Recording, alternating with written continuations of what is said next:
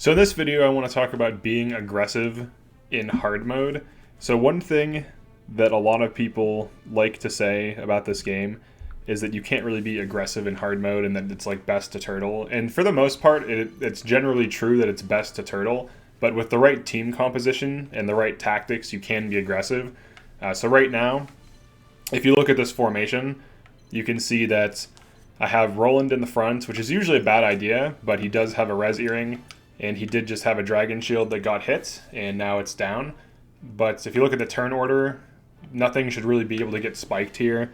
And it looks like Eridor is going to get up here with a king shield pretty soon to distract most of these. I might even light wave him up here to just like be annoying. I could probably king shield this and just shut down two of these archers for a turn. But if you look at like this layout, we have like Corinton just got shot for half of his health from a single archer. So I put shielding stance on him with Serenoa, so as he's pushing up, which is a very annoying thing to do with a mage, he's at least tanky, so that'll help him push. So right now it's Lionel's turn. He has a very good like shutdown utility, so let's see if I can hit something. Looks like I can. I can endless speech these boys from down here. So he put, how many? He put 3 of them to sleep for 2 turns. So you can be aggressive in this game, it just requires crowd control in the form of shutdown, and then utility in the form of damage mitigation. And even here, like Gila can help as well, so like the healing. So it's a combination of your team that allows you to be effective. So shutting down 3 things, healing things, dragon shielding 3 allies while pushing. So like he's shooting Serenoa, which is like nothing. Like he's, you know, good luck hurting Serenoa with a single archer. Now one thing I can do is nuke some of these, but it's going to wake everything up. So we don't want to wake up the baby because it's sleeping. Maybe we can go over here. Based on the turn order, this is fine. Let's see, we can hit these. So we can we can positionally attack these in a weird angle because of the massive range, but without waking up the sleeping babies. So you can see here we're starting to get off some stuff. All those archers now have reduced accuracy, which isn't huge, but it helps. Huette can fly up here. I can in tandem her, so what I can do, I can blinding arrow one of these archers, put blind on him, move here. I can light wave tank this, light wave, king shield. All those are furied. So one's blinded. 3 are furied. Dude is invincible. Benedict's coming up here, so he can even just straight up do this. He can just now her. These guys are still sleeping. They still have a turn or 2 of sleep. So I can just now Huette, and then I can in tandem her after this if I want. So this is how you can be aggressive in this game. So like, she can like fly up here, put blind on this guy at like point blank, then face here. Now she has high ground, so Jerome might try to attack her. I don't know. It looks like he passed. So we can have Julio just come up here, just moment of truth. Probably Benedict, maybe. I'd say that's better, just to help him get another now. And then Medina can pop up here. Double items. So you can use her ranged pellets just to spike everyone's TP up. So Benedict has now next turn, so I'm also going to have her do this. Okay, it won't hit him, so I'm going to have to throw a pellet at Corinton so he can cast another spell to contribute to damage on his next turn. Alright, so Roland goes now. In this situation, this is like Roland's worst nightmare, in a way, because he can't really kill anything, and I don't want to wake these up. So, I mean, all these dudes are furied. I can throw like a Firestone or something. If these were awake, I would have no problem doing this, because this is a huge damage, opportune attack, back crit type of situation. Looking at the turn order, I could probably endless speech them again by burning, what is it, Battle Cry. So I can sit on this. I can wake up the one that has 1 turn left. That's probably okay. So I can just do this. I can like 4 dragons him for some huge damage, and we can probably spike it down. Yeah, that's, wow, Jesus Christ, dude. 327 damage crit from the front. Yeah. Yeah, Roland's got some damage. I might be able to hawk dive this. Let's see. No, it's just the height difference. All right, so Serenoa can just come up here. He can just heal himself. Cool. So you can be aggressive in this game. You just have to know how to utilize shutdown to open up opportunities for aggression. So now that these dudes are repositioning back, like even their healers just like wasting turns. So this dude has blind. Yeah, he missed and he's invincible too. Okay, so all right, Lionel. What are we gonna do? I'm just gonna move him honestly. He's asleep. Nice. So like the combination of shutdown, damage, and offensive positioning and utility. So Roland can actually die once, so even if he dies, it's fine.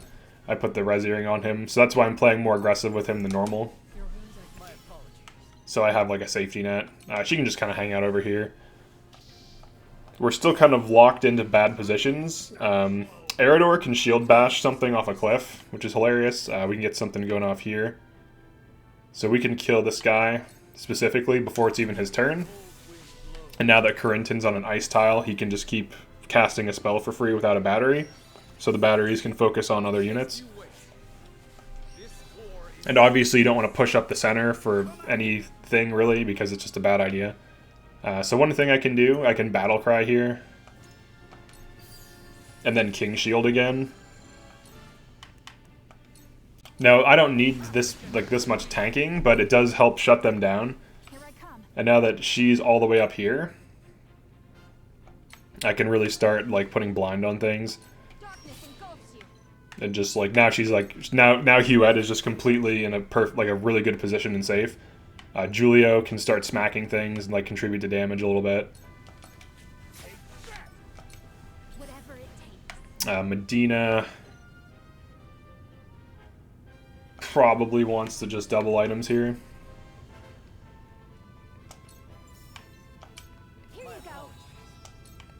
Roland can 4 dragon something again.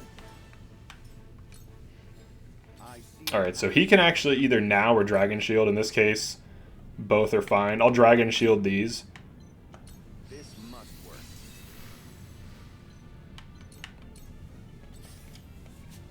So you can be very aggressive in this game. You just have to know how to utilize your shutdowns in order to pull it off. And then the big upside of Lionel here is he can Fury something that has a hard time hitting him. So for example, this guy, he has no way of getting to him. So he can just Fury him for free and he'll try to attack him and just do nothing. So Lionel is an exceptional shutdown unit. He just needs to be positioned with your team and protected to some degree. But he's durable enough to take a few hits. So this guy's just furied, he's just mad. And another funny thing I can do with Roland, let's say I just want to get rid of this guy for a few turns, I can just shove him off a cliff. Oh wait, this is actually steps, never mind. So if it was the other side, he could. So he can shove these off and then like block the ladder or something hilarious. In this case, I'm probably just going to 4 dragons this. If it crits, great. If not, it's still a lot of damage. Yeah, so it's like almost 40%. It's like 40% damage. We can actually prevent this archer from doing anything. Let's just hit this, I guess. Let's just try to nuke this down. He can still shoot some things, but you can box him in. That's always good to do. Alright, he died. Very standard stuff. He just like rushed in by himself. So, but yeah, you can totally make aggressive team comps, and Roland can even be the tip of the spear as long as you know how to use your utilities and shutdowns well.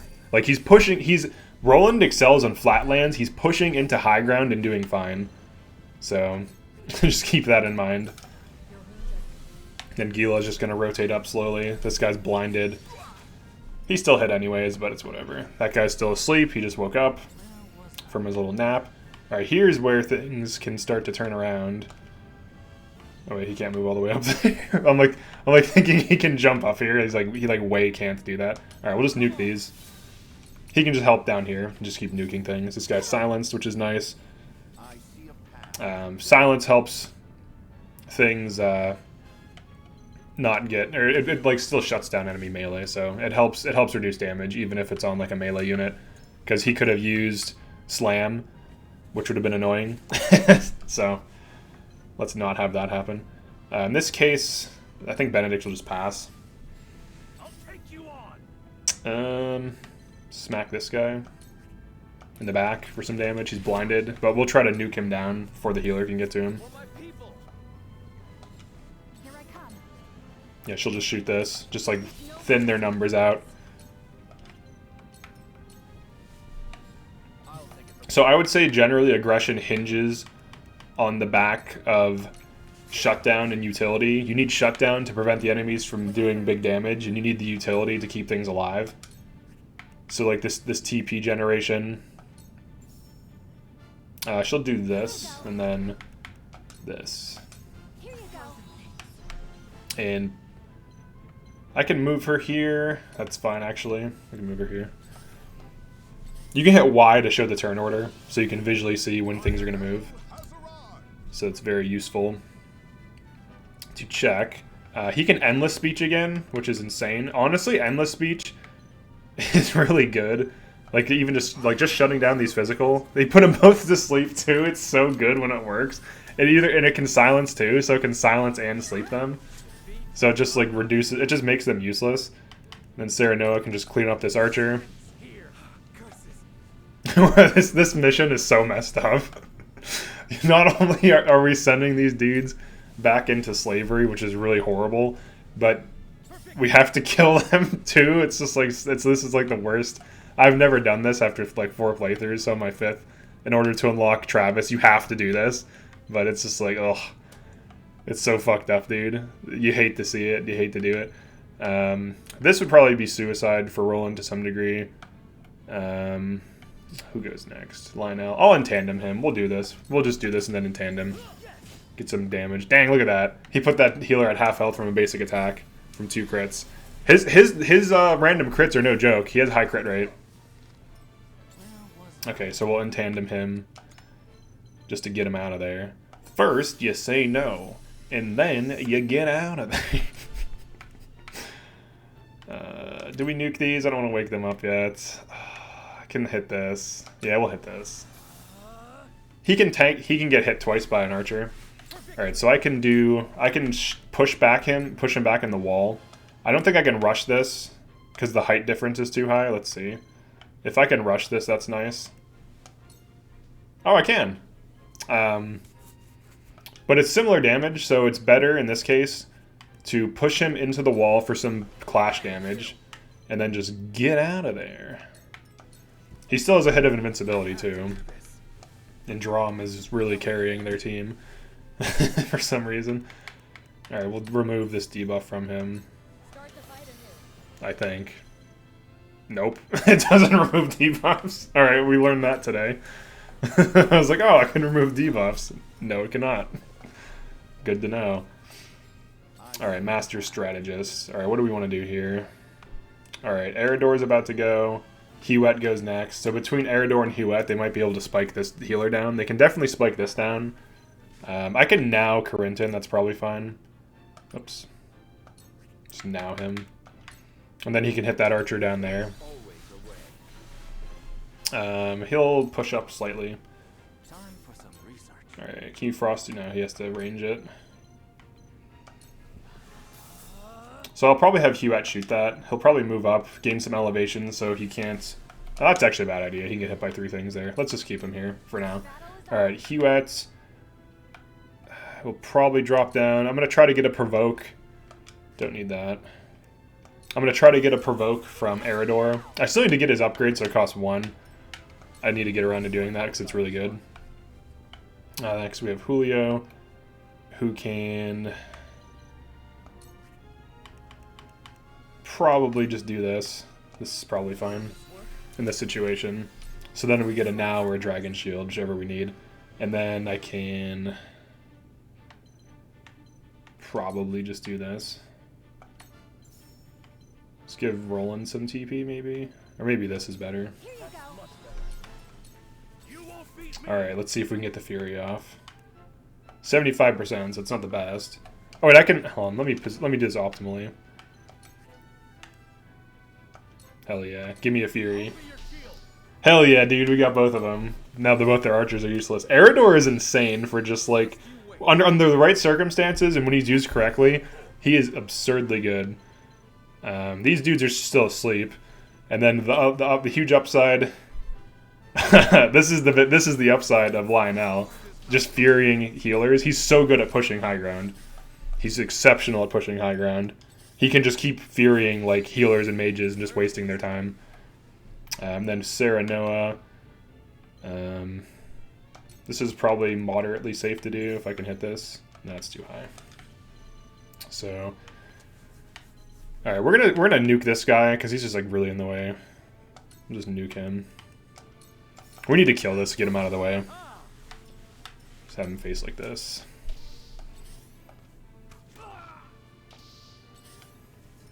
Let me heal your wounds. All right, nothing really needs healed. So I'm actually just gonna have her pass. All right, Roland. This is fine, I guess. Some chip damage. Now he's one shot, so whatever else hits him.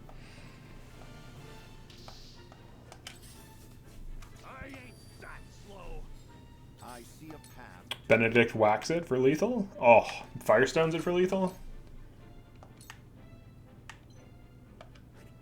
Ice Stone him for lethal? Hell yeah. And then grab some high ground. Alright, Corinton. Alright, he'll wake him up. He'll do this. I don't want to do this, but like he needs to reposition because he's like running out of range. Alright, she'll blind this. And probably hang out over here. I'll do my utmost. Medina. She can probably tank this. We'll just do this. Medina can deal some chip damage when you need her to. And then you can always do stuff like this. Remember, ice stones are your friend. Like, dude, stones are so good. Like, just for cleaning things up like that, it's so good. He's just going to smack this healer so we can kill it. And then grab some more high ground facing this way. Lionel can start pushing up. So no one died. We're hyper aggressive. We're constantly pushing into them off the back of crowd control and damage mitigation. So it's quite good, actually. Then Hawk Dive this healer. He's now one shot. Or he's just straight up dead from a crit. That's perfectly fine, too. She'll hang out over here. Miraculous Light Roland, just in case I want him to go extra deep. Which sounds very fine as a statement. I see nothing wrong with that. There's nothing bad about that statement at all. It's not weird. Alright, pushback. Why is pushback good? Here's why. See ya. Opportunity. Look at how. This is why Roland's good. Opportune attack. Pushback. Dead. It didn't say he had lethal, but the opportune attack was just enough to push him over. So that's why it's good. Okay, Benedict might as well... This is like a flex at this point. But we're just going to make everyone insanely durable.